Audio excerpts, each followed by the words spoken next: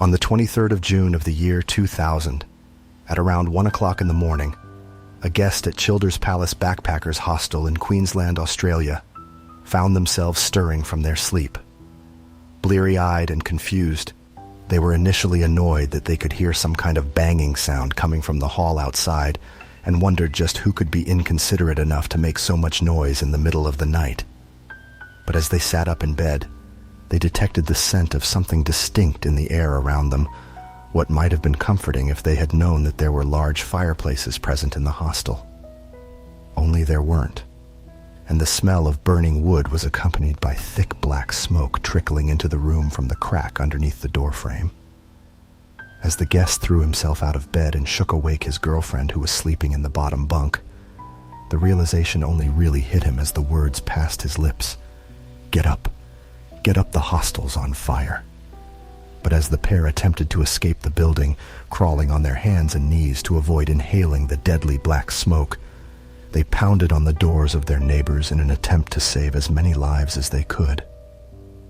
There were no fire alarms blaring to warn the guests that anything was wrong. Guests were only roused from their sleep by the warnings of others, and for some of them, those warnings came far too late. It was later reported that the hostel's owner had actually installed fire alarms in the building, but they had all been deactivated in the weeks prior to the fire due to the system's malfunctioning, which had caused numerous false alarms. To compensate, the hostel's owners had placed fire notes on the walls of the building, which showed the best escape route. And it was these that allowed the surviving guests to navigate their way out of the burning building. But the Palace Backpackers Hostel was a 100-year-old 2-story timber building, and the fire spread through the old wooden structure with terrifying speed.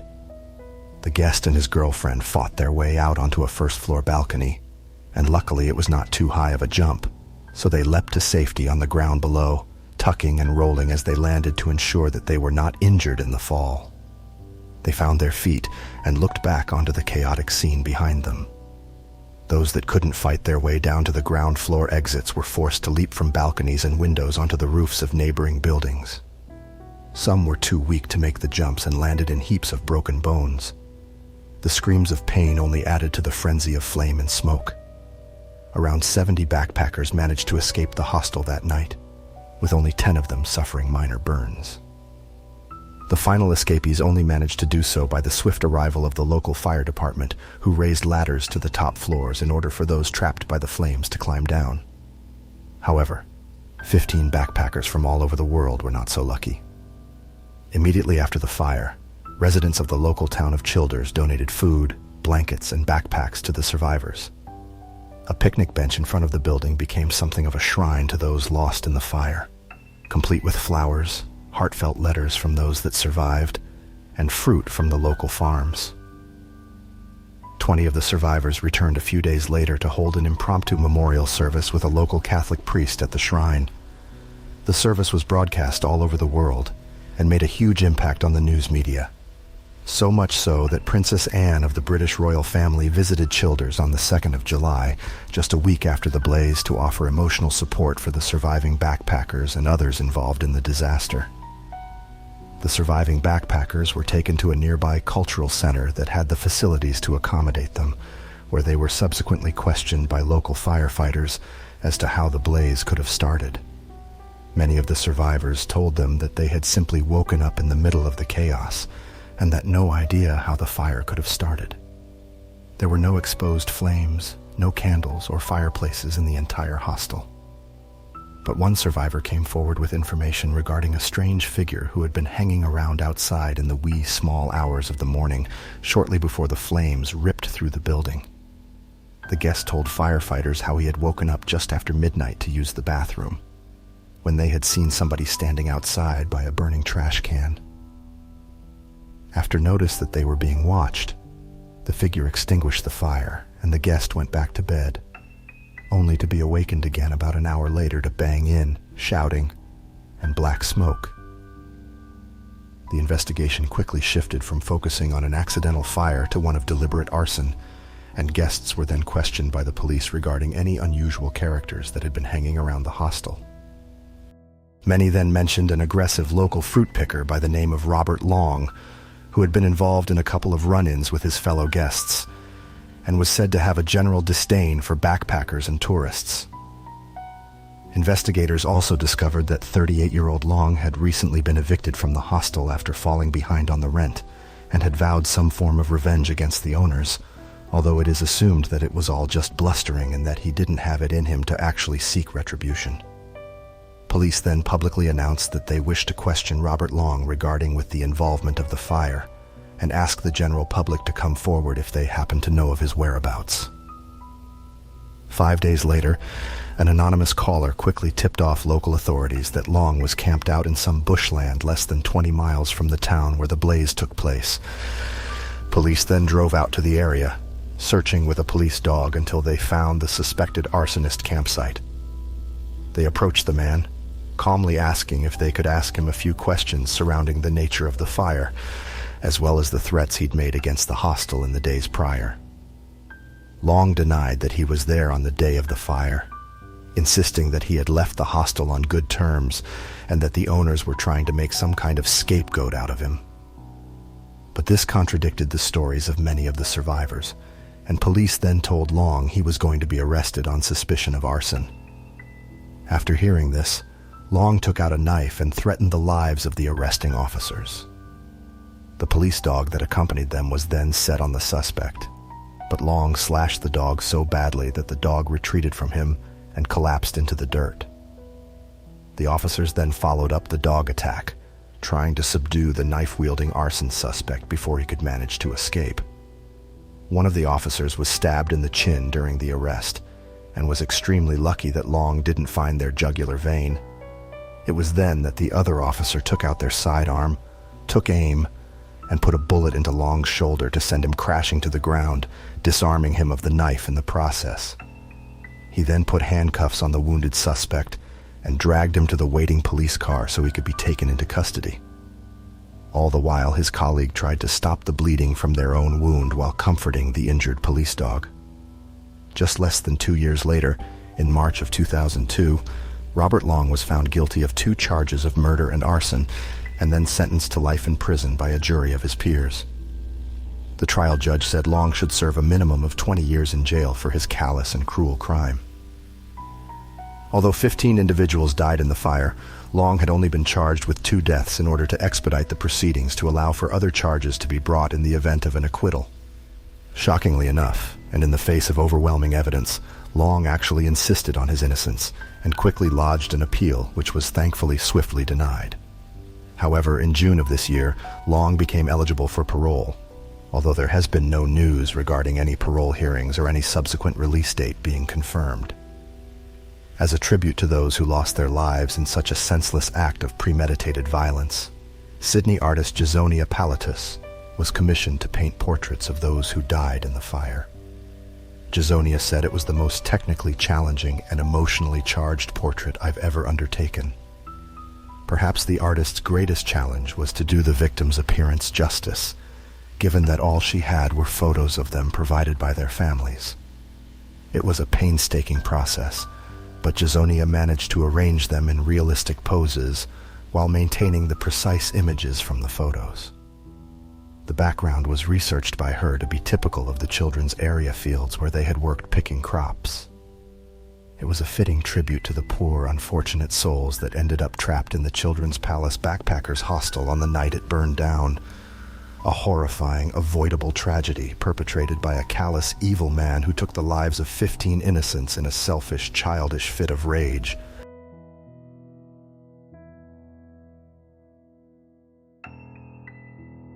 I was born and raised here in the UK, but my parents are from Libya. They left in the 1970s, so way before any of the current strife, but every so often we go over to visit extended family who live in the capital city of Tripoli. Since the fall of Gaddafi and the conflicts between rival militias, they have pretty much destroyed the country. Our visits obviously dropped off to almost nothing, but last year there was a big family wedding being held in the city, and naturally we got an invite.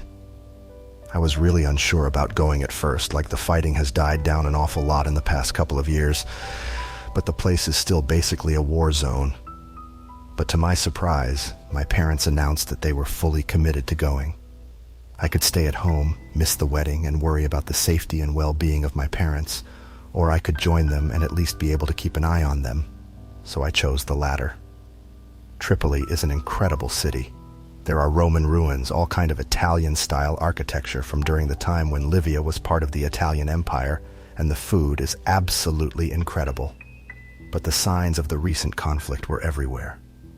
There were bullet holes and shell craters all over the city that still hadn't been repaired yet. Large memorials to people that had died during attacks in years gone by. It was haunting, but for the time being, the city seemed safe. So as weird as it sounds, we just sort of forget about the whole thing. As soon as we were reunited with family and I got to see my distant cousins who I hadn't seen in years, all the anxiety and worry about the trip just seemed to sort of fade into the background. The wedding was fantastic.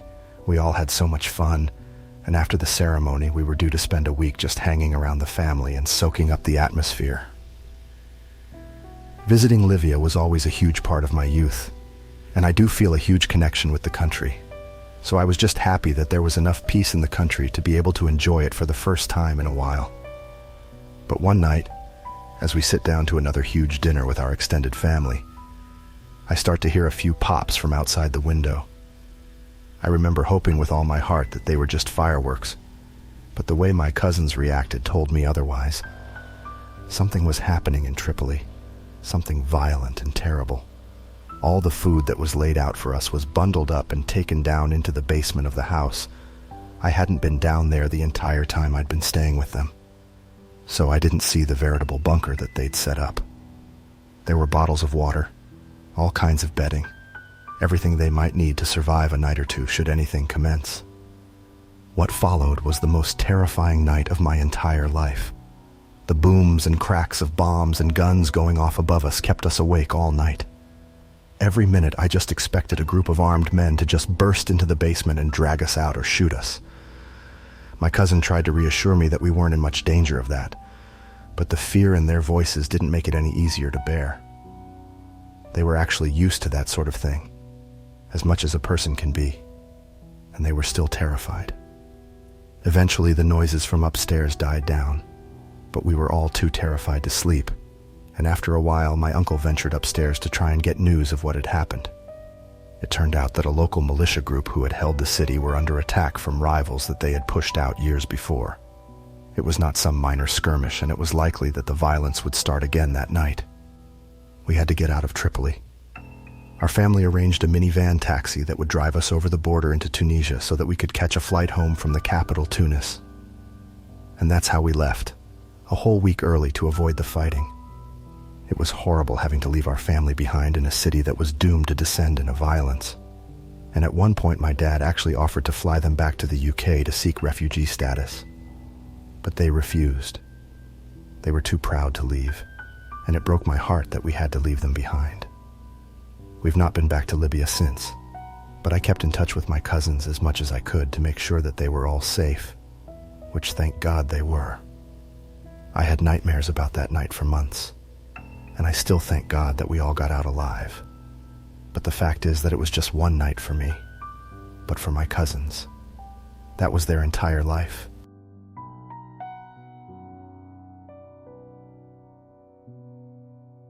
I'm going to take you back to the early 90s for this, just after I did my A-level exams here in the UK. I got the grades I wanted, which was brilliant, but only advice from my parents. I decided to take a gap year and do some traveling before I settled down to study at Manchester University. A few of my mates had made a decision to buy these Europass railcard things that they could catch trains all around Europe on, but that seemed a little too tame for me. I had my sights set on somewhere far more exotic, India. I could only afford to go because I worked my butt off at Marks & Spencer's every weekend for almost 2 years straight, spending very little of that money as I strove to save as much as I could. Being on a 16-hour flight almost drove me mental, and I couldn't wait to land in Dar es Salaam so I could get to relaxing and exploring. But no such luck.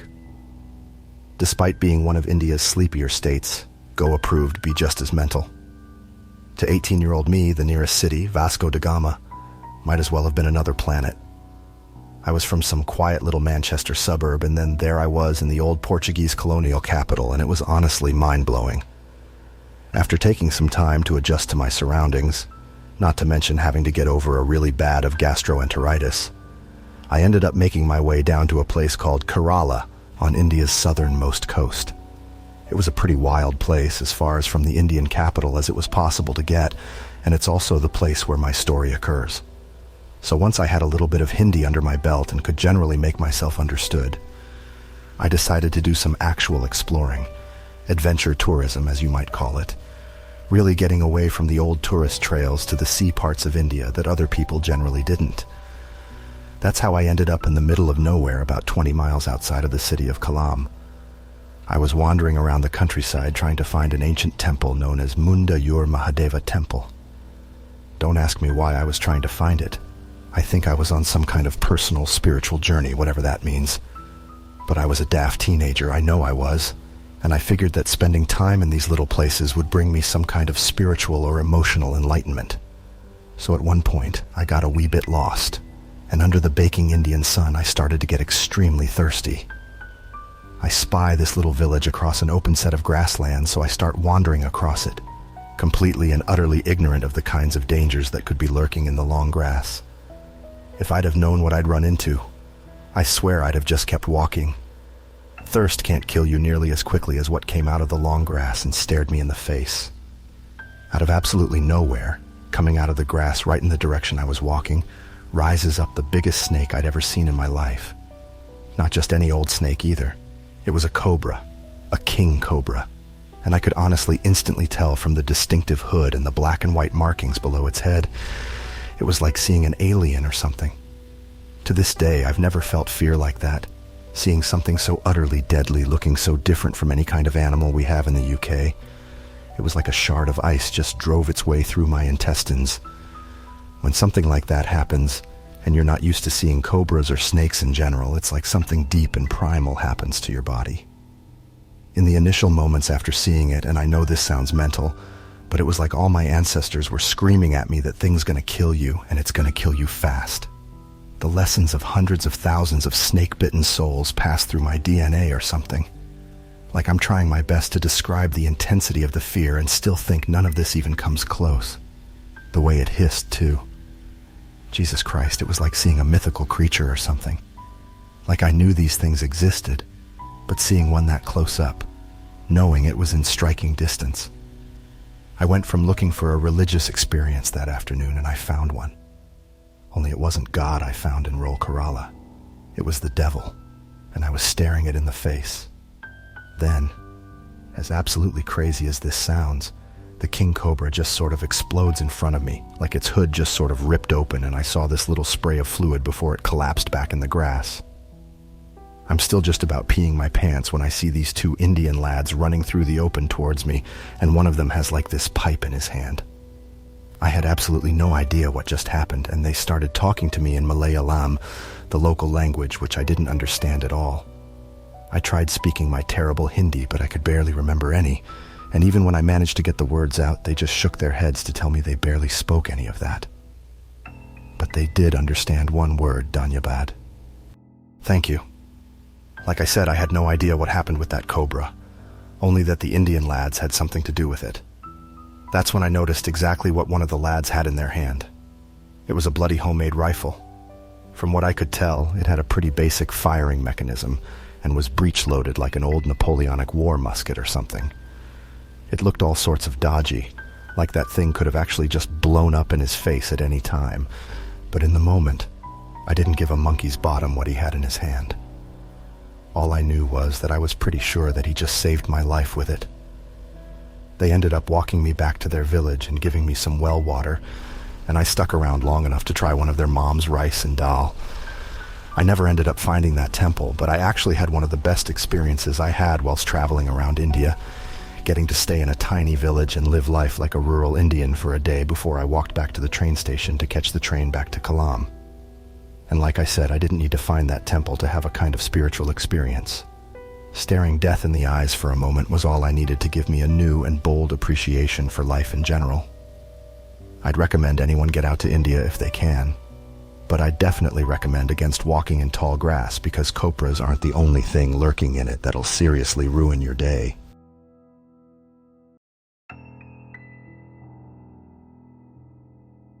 I'm a dog person, a serious dog person. I'm that girl who stops in the street to talk to dogs in a weird cartoon voice, asking them how their day was, stroking their little floofs and calling them chunky boys. I get some weird looks from their owners sometimes, but I don't mind. It's worth it, as it never ever fails to brighten my day. But one thing I've learned is that there's a huge, huge difference in the way we treat animals here in America, probably European countries too, and how they treat animals in the rest of the world. And it's not just people's attitude towards animals that differs either, it's the animals' attitudes towards people too. I've never, ever met a bad dog here in Florida, like I'm sure they're out there, but I've always been fortunate enough to never have to run into one. But I can't say the same for when I was in Thailand. And this might not seem like a straight-up horror story, but it was legit one of the scariest episodes in my entire life. So I was doing some solo traveling around Southeast Asia just after I graduated from college. It was always a dream of mine to see that area of the world, and I was lucky enough to have my mom and dad pay for flights as a graduation present. I didn't even have to save up that much spending money because the US dollar goes a long way in places like that, so I was able to stay for quite a while without worrying too much about finances. Like, seriously, you can get a decent bowl of pad thai for like 30 baht in some places, which if I remember right is just less than $1. Anyway, I spent a good deal of time exploring the more metropolitan and tourist places like Bangkok and Chiang Mai, so at one point I decided to get off the beaten path and explore a little more of rural Thailand. It was so beautiful, and people in the smaller villages might be poor, but they are so very, very friendly and welcoming. Plus, if you think the food in this city is as good, just try going out to the countryside where you'll find home-cooked meals that have been perfected over generations. That stuff is absolutely mind-blowing. Only this one day in question, I'm walking from village to village on this lonesome dirt road when I see a pack of dogs come out from the bushes at the side of the road. Me being me, I am absolutely overjoyed to see this group of like 4 or 5 dogos appear out of nowhere like they were a gift from God sent to brighten up what had been a pretty tiring trek at that point. So I basically start squealing like a mad thing, pull out my phone and start taking pictures of the dogs with a view to getting some selfies with them. But pretty much as soon as I approach, they start growling. Like this instant hostility came out of them, which I was totally not expecting, and not just like low growls telling me to go away. They're burying their teeth at me, barking furiously like I'd never experienced that kind of hostility from a dog in the States before. A little barking at first, sure, but they always calm down when you show them you don't mean any harm. I just start backing away slowly, hands up with flat palms to be like, sorry poppers, I wasn't here to bother you guys anymore. Then when I've got a fairly safe distance away from them, I turn my back and start walking away properly. Only I can still hear them barking and growling a short distance behind me, and when I look over my shoulder, I actually see that the pack of dogs is following me, trailing me on the dirt road and getting closer all the time. That's when I start actually getting scared. First, I was just nervous and a little shocked that such good boys and girls could be so aggressive, and I was more than willing to just leave them alone. But now it seemed like they weren't quite willing to return the favor in that respect. Then before I knew it, I heard one of them growling really close behind me. They were testing the limits, seeing how close they could get before I did anything. I turned and shouted at them to leave me alone, clapping my hands and making random noises in the hopes that I might scare them off. I did it first. They backed off a little, but it didn't last long.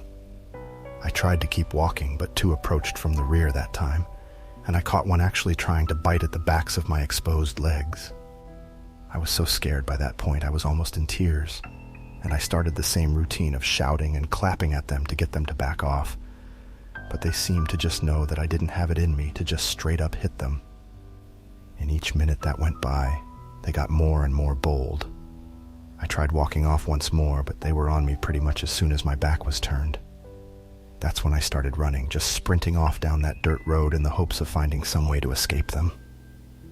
Then out of nowhere, I feel the teeth of one of the dogs rip at the flesh of one of my calves. The pain shot through me like fire, and I knew it was bad enough of a bite to make me bleed. There's just this cacophony of barks behind me when I see this little house at the side of the road, and I start screaming for help while running towards it. feeling the dogs nipping at my heels the whole way. I was only a few feet away when this Thai guy comes out of the front yard with a stick in his hand, obviously having heard the barks and yelps as well as my cries for help. He just rushes towards me, skips around, and starts wailing on the dogs behind me with a stick. I mean, really brutally beating them and shouting at them in Thai. That did the trick. They were yelping and running away with their tails between their legs just a few seconds later, and I found myself collapsing in the dirt with relief, checking the backs of my legs for wounds as I just sobbed. I knew the bite was bad the moment I felt it, but it was only when I actually saw how bad I was bleeding that I started to panic. They were wild dogs, so they could have all kinds of diseases that were passed on through their saliva, and I was seriously panicking about it, begging the Thai guy to take me to a hospital nearby. I don't think he really spoke much English, but we didn't need any kind of mutual language to know what it was that I needed. The next thing I know, I'm hearing a motorcycle engine starting up, and the guy drives out into the road, handing me a spare helmet before helping me clamber onto the back of his bike. I don't know how long the ride to the hospital really was, but it felt like hours, and by the time we arrived there, my leg was so swollen I could hardly put any weight on it at all. Not many of the staff there spoke English, so I was really lucky that I had the Thai guy drive me there. I tried to give him some gas money as a thank you, but he actually straight up refused it. This might sound super first world of me, but that just blew my mind. This guy seemed really poor, but still he wouldn't take any money. I'm assuming just because he knew it was the right thing to do. Luckily, I had a rabies vaccination before I went traveling, so after the initial treatment, I only had to go back to the hospital once more in order to get the other shot I needed, instead of going through the agony of having like 4 different shots over the course of a month. I mean, I heard you even have to get one of them in your stomach with this big needle. Whether or not that's true, I'm not actually sure, but it's still absolutely terrifying. But the actual effects of contracting rabies make all that seem like child's play. Here, I took this from a website that describes what happens in the first week or so of contracting the rabies virus. Confusion or aggressive behavior, seeing or hearing things, hallucinations, producing lots of saliva or frothing at the mouth, muscle spasms, difficulty swallowing and breathing, inability to move, paralysis. Once symptoms appear, rabies is almost always fatal. I mean, what kind of evil supervirus can turn someone aggressive like that? It's like something out of a zombie movie. And one so powerful that even with being vaccinated beforehand, you still need shots after a bite to ensure you don't get the disease. So I hope you all understand why I was so completely terrified of getting such a disease after those dog bites. I knew I was vaccinated, and thank God that Thai guy drove me to a hospital as quick as he could. But all that was in my mind as we were on the way there was the fear of getting such a horrific, brutal, and fatal disease. I appreciate this might not be as scary as people who say they saw ghosts at temples or whatever. I understand that must have been absolutely terrifying. But getting bit by that dog was something so tangibly scary that it definitely ranks as the most terrifying thing that happened to me while I was traveling around Southeast Asia.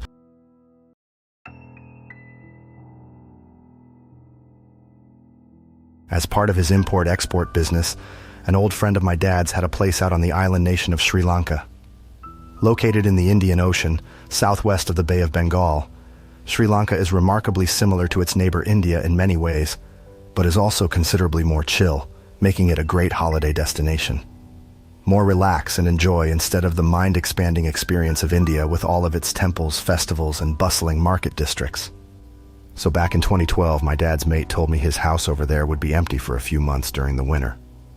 He usually rented out to tourists, but there was a little gap in the bookings and suggested that for a considerable discount, I could rent that place out and get some long overdue traveling done. Obviously, I jumped at the opportunity and blew all the meager savings I had on plane tickets and the rent.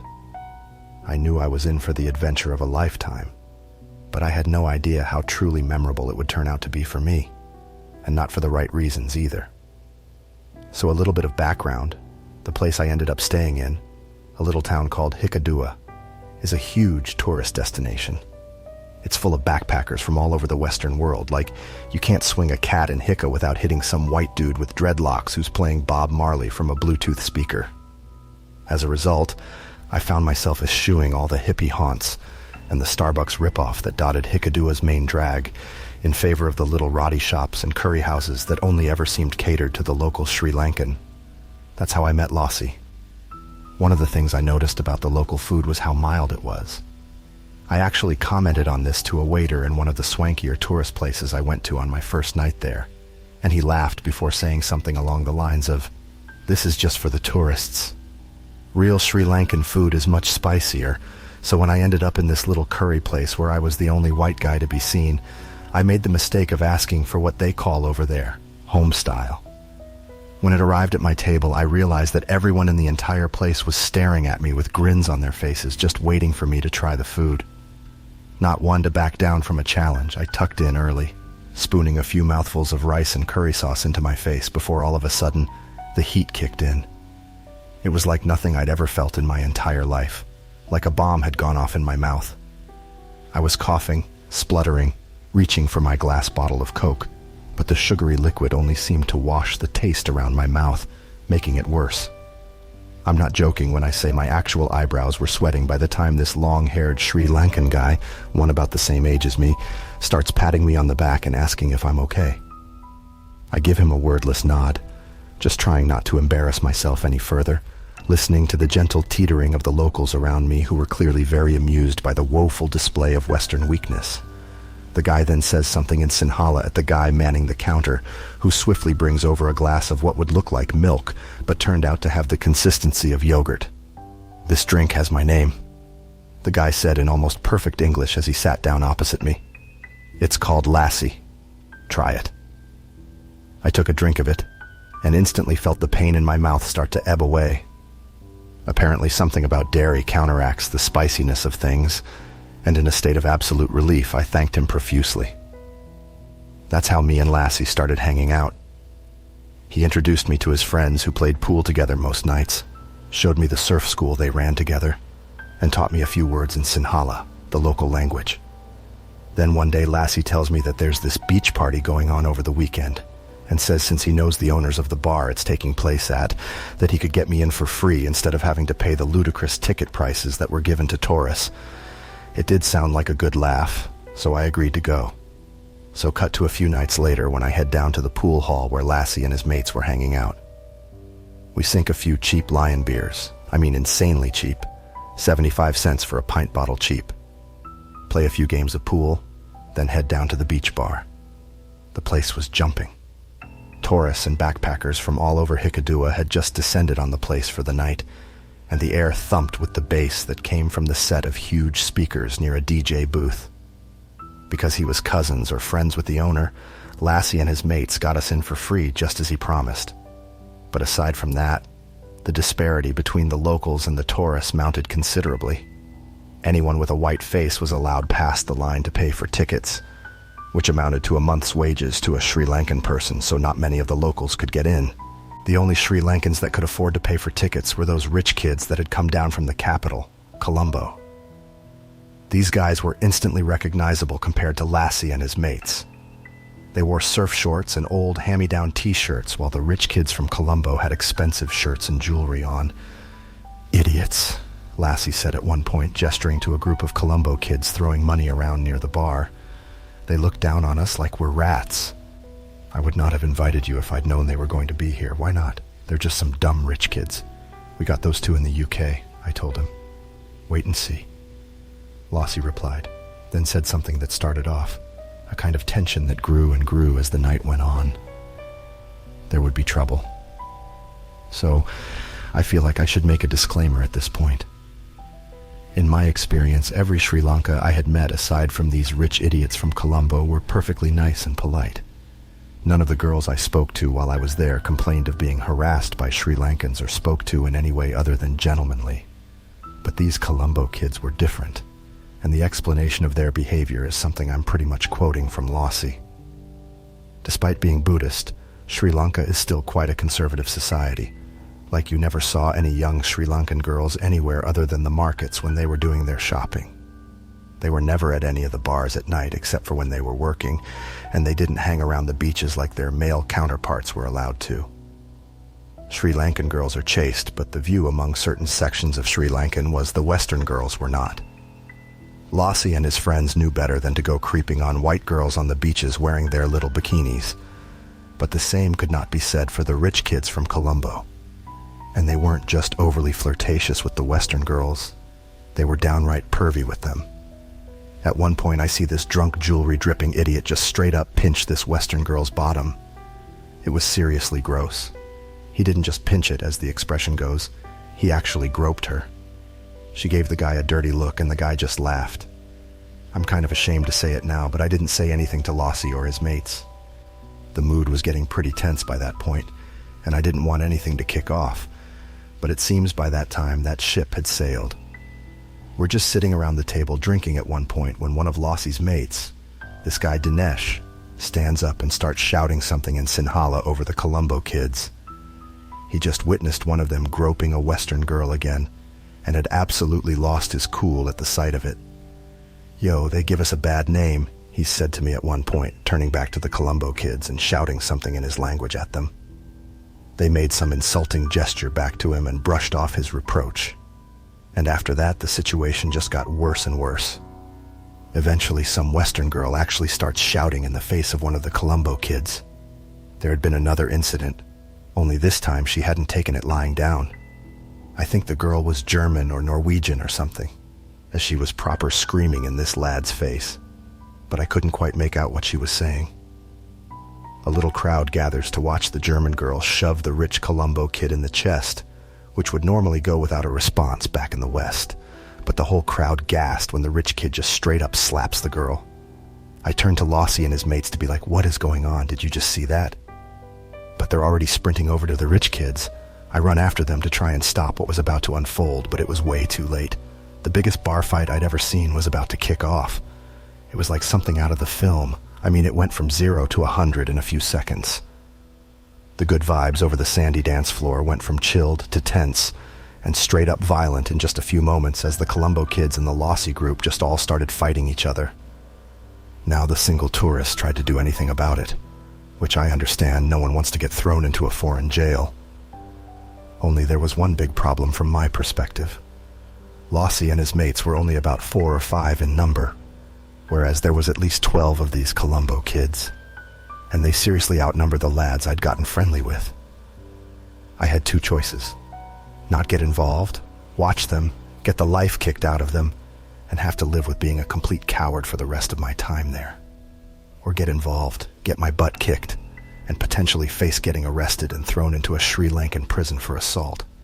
I chose the latter and seriously suffered for it. You see, I'm not much of a fighter, never have been, so not only did I take a few serious punches during the brawl, but I wasn't prepared for the level these guys were willing to take it. Not only were these lads hurling beer bottles at each other, but there was this big pile of wooden sticks that were fueling this big bonfire on the beach. They started grabbing those and just swinging them at each other. I remember rushing in to grab one of the sticks from one of the Colombo kids, then taking a whack on the head from what I can only assume was another. It was like a cartoon. My head was literally spinning from the impact, and I staggered away for a few paces, like literally seeing stars, having to shake off the impact before I could turn around and get involved again. Only by the time I do, Lossie was just laying there on the sand with the other Hicka guys just trying to fight off, like 3 guys each, putting up a good fight, but eventually being overcome.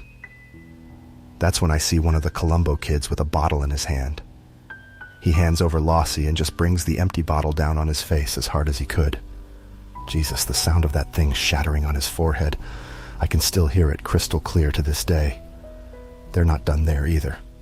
They start smashing him in the head with the wooden sticks while he already has this broken glass all over his face and head. I remember the sick feeling I felt at the time, thinking they're actually going to try and kill him. Not like the fights in the UK, which are pretty posturing. These guys were legit trying to finish Lossie off as he lay there in the sand covered in glass. I didn't know what else to do. I just kind of put myself in between their sticks and Lossie's head, letting the blows rain down on my arms, which I was using to cover my head. It was probably the dumbest thing I'd ever done. I know I could have come off so much worse, and it was honestly the most incredible stroke of luck that right as I'm thinking these dudes are going to beat me to death, that the Sri Lankan police turned up and had the Colombo kids running away. The aftermath was just absolutely horrific, like something out of a war movie or something. There was broken glass everywhere, blood soaking into the sand. The music from the DJ was off at that point, so the whole thing was soundtracked by the sobbing of the girls who'd witnessed such an extreme display of physical violence. I could barely keep a straight thought in my head. The adrenaline was still coursing through me. The only thing I could think of was the word ambulance, which I repeated over and over to the Sri Lankan policemen that view the scene with a disturbing kind of apathy. It was like they saw this kind of thing all the time, or at least so many times that it didn't move them in any way. No ambulance tuk-tuk, one of them said, meaning that we'd have to carry the wounded to one of the waiting rickshaw taxis that floated around the bars every night, waiting the ferry-drunken tourists back to their hostels. I started trying to wake Lassie up to at least get him onto his feet, but even as he roused back into consciousness, he couldn't move. I tried to lift him up, tried enlisting the help of others when I failed to do so, but for some reason they were huddled around another of Lassie's friends. I was furious. Lassie might be blind from the impact of that glass bottle, yet they were crowded around another for some reason. Only when they lifted him up and ran across the sand with his body hoisted up did I realize that he was hurt. Far, far worse. The mob that held him aloft left a trail of blood in their wake. I've never seen blood trails like that before, and I never want to do again. Eventually they came back for Lassie, and we trudged across the sand with him held up in our arms. Jesus Christ, the sand made it so much harder to carry him. It would have been hard enough on the road, but the lack of resistance made my thighs burn by the time we got outside the bar into a waiting tuk-tuk. It took until we were in the streetlights of the road outside the bar to see how bad the damage was really done. There were shards of glass wedged all up and down the right side of his face, the shards that glittered in the bright white roadside lights. I had no idea if any had gotten into his eye, which was swollen shut from the impact of the wooden sticks. I had no idea if the impact of the sticks had caused a skull fracture or a brain bleed or any other number of things that might mean he wouldn't make it through the night. I tried to go to the hospital with him, but the other Sri Lankans pushed me away from the tuk-tuk so there was room for those that knew him better. I didn't even speak enough Sinhala to be able to properly ask where any of the wounded were headed. I was a lost, frightened boy, in a place I didn't belong, and I never felt so alone in my whole life. In the end, it turns out that Lassie got lucky. None of the glass had made its way into his eye, and he had somehow avoided any kind of skull fracture from the impact of the huge wooden sticks. The doctors were able to remove some of the larger glass chunks from his face, but he would be left permanently scarred. One of his friends, however, the guy called Dinesh, was not so lucky. He had been stabbed in the throat with a piece of broken bottle and lost so much blood that it took him 3 days to wake up in the hospital. The events of that night consumed the last few days of my trip in Sri Lanka, discussing how it went down, talking about wounds and recovery times. I felt guilty for having gotten off so slightly, and I thought my new Sri Lankan friends might resent me for having escaped worse injuries. But the friendship wasn't soured. Quite the opposite, in fact. It was only strengthened by what happened that night. Me and Lassie still keep in touch. They ended up marrying a Swedish girl and moving over to Sweden with her. And they have a little girl together now. Occasionally we reminisce about that night, and he thanks me for saving him. But I don't think I did anything of the sort. I just regret not doing more to defend him. Violence is a strange thing. Despite its capacity to destroy, it forms bonds between people that can never be broken. But still, I hope I never have to go through anything similar to what happened that night ever again, because next time I might not be so lucky.